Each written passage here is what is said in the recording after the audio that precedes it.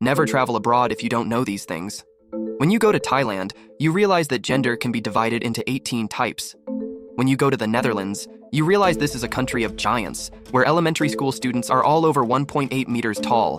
When you go to Penang, Malaysia, you realize that this small city full of Chinese flavors lets you eat until you're full with just $12. When you go to Hungary, you realize that if you don't date, you have to pay a single tax.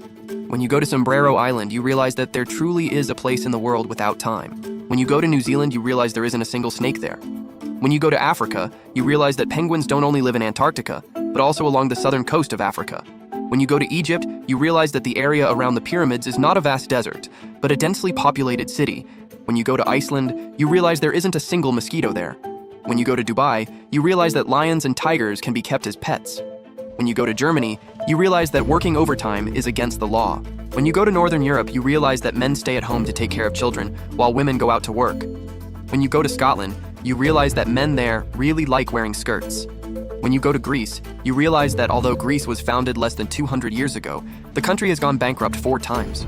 So, what other interesting facts do you know?